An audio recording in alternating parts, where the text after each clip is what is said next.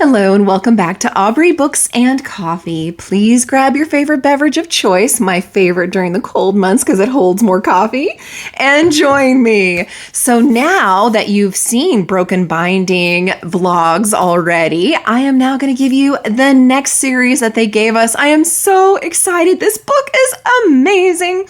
The author is Tad Williams, if you can start guessing which series you think it is. Have you guessed it? I'm going to go ahead and tell you then. It's Memory, Sorrow, and Thorn series, starting with book 1, The Dragon Bone Chair. How gorgeous is that, everyone? Oh my gosh. Absolutely exquisite. They do such good work, such good work. And we got a matching bookmark. How cool is that? Oh my gosh, it is so cool. And it's got some gorgeous end pages here. Look at that. Oh, that is so pretty. And gorgeous foiling on the actual cover. It's a big mamma jamma, I'm telling you. And then end pages at the back. So beautiful. I am so excited.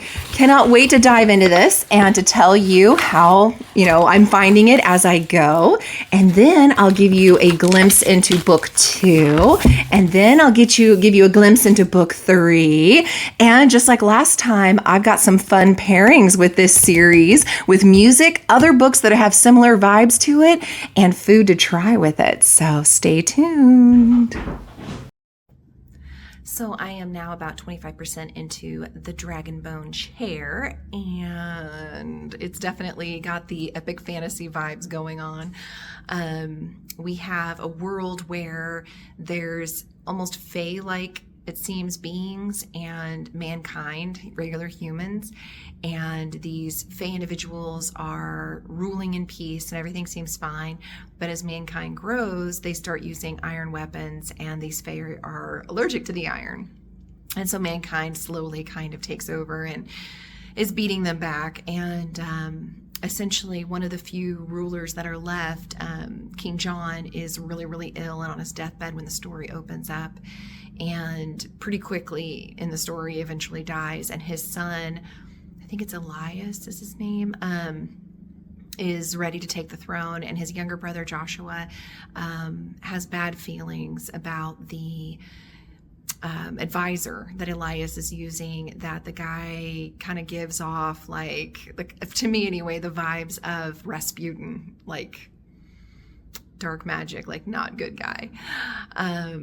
And so anyway, then we also are following the story, and this is the story that I'm most excited about. A young scullery guy named Simon, who's like 14 years old and is young and impetuous and a kid, and he's an orphan, so his friends are the other, scullery maids, and he ends up befriending, I can't think of his name now. It's like Dr. Morgan or Morgese or something like that. And he knows that this guy can do magic. And so when he offers to take him as an apprentice, he's like so excited. And Simon's like, yes, please teach me magic. And the guy's like, nope, I'm going to teach you how to read and write. And so Simon's like so disappointed. But it's cute. And it just kind of gives me the vibes of Robin Hobb's world with, Fitz, how much I loved Fitz. And so it's giving me those kind of feels, and just on a much more detailed scale with magic, because Fitz was very much a human that also had some abilities, whereas a lot of the people in this castle have like actual magic. So it's interesting. It's interesting. There's a lot of names, a lot of heavy world building, but that's what you expect in an epic fantasy. So I'm not surprised by it. I'm also not retaining all of it, which I never do in the super huge epic fantasies, but I know Simon. And so I'm following him, and I'm hoping to get lots of him. And at 25%, that's where we're at. Everything's kind of getting set up, it feels like. And I've got a bad feeling about the two royal brothers, because Yeah, I have a bad feeling this Rasputin guy is going to do something to the younger brother. So we'll see. So we have slowed down quite a bit in the Dragonbone chair. I am 50% through it, and Simon has escaped the castle and those that were pursuing him, and he has befriended a troll named, I think, Benedict. I think it's called Benedict. But like they're now traveling through the forest and it's going so slow and so boring and just I'm just bored. They're like swapping stories and stuff, and I get it, the troll's like more knowledgeable than Simon probably thinks so, but I'm bored. I am so bored. So sadly, I am not going to be continuing this series. I'm brokenhearted because they are gorgeous books, as you saw, but they will be available on my Pango if you want to go get them for yourself. I may throw in a bookmark or two for free in there. But yeah, I wanted to love it. I do love a lot of epic fantasies. This one just wasn't grabbing me. The Robin Hobb world, love it. And at first, like I said in this vlog, it kind of gave me the vibes of almost getting my fits back with Simon. But then it really, really, really dragged on and just got deep in the weeds and just was not drawing me in. I got so bored at times. And it just, yeah, there were just some, I think, some unnecessary details. Excuse me, some unnecessary things that happen. I couldn't fall in love with any one character. I think the closest was maybe that troll. He was kind of interesting, but also boring. They spent a whole lot of time traveling, and I'm just not a huge love of traveling kind of girly. So maybe that was part of it. I'm sure the rest of the series really gets better and better, but since each one also gets bigger and bigger, I don't really want to commit to that when there's so many other books out there.